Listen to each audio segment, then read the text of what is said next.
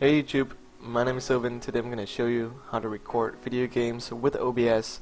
Currently I think it's the best video game recorder around.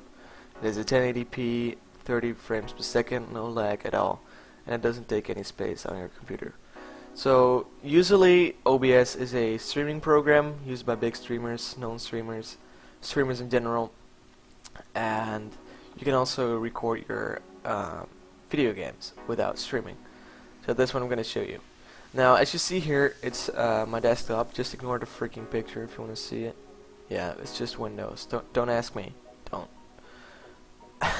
But anyway, I'm going to show you how to record your games instead of streaming it. If you already know, then it's alright. I'm going to show you how to increase your FPS though while recording, because many of you guys probably have the issue that you're having frame drops, and that's so terrible when you're recording. So that's okay. So as you see here, we have a scene.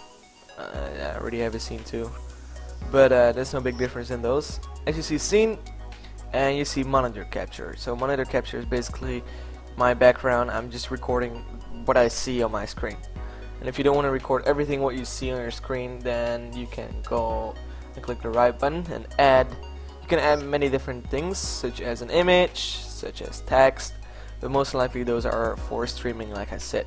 So what you're gonna do, you're gonna click on game capture, and you're gonna press OK. And as you see here, select application. I can select one of those, so we'll be recording one of those. And once you start up a game, you just click and select the game. Alright, but that ain't a problem, I guess. And the thing now is we're gonna click on settings, and that's where the stuff is starting, you know. You have general, encoding, broadcast settings, video, etc, etc.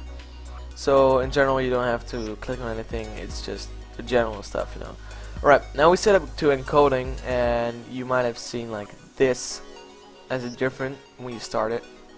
So what you want to do is you want to set the max bitrate to 5000 and the buffer size to 0, which means you can have without any lags. It doesn't use that much kbs per second, and it's just the best thing. If you have lag issues still, then you have to check on the OBS website itself which stats are the best for you, and those were the best for mine, so I recommend those stats.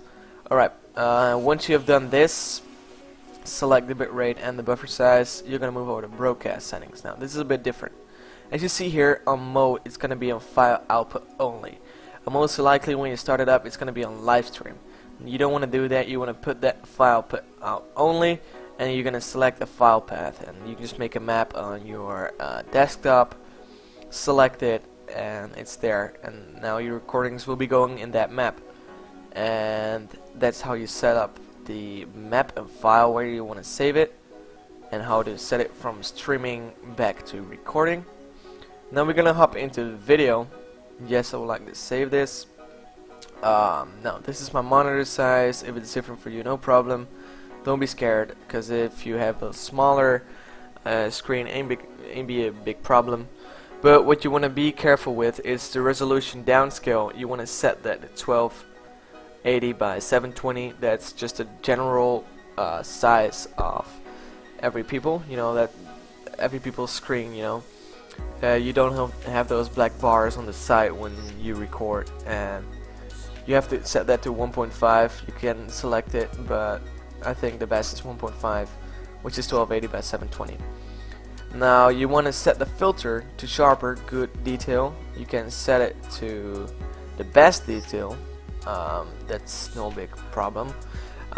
Normally I do that because I have a gaming PC. If you have a regular PC, no big deal, just set it to good detail. If you want to just have it in linear, I think that's not really good, you know. You just have those little bit of Minecraft thingies, you know, bad pixels and stuff, what we used to know from the old days by recording.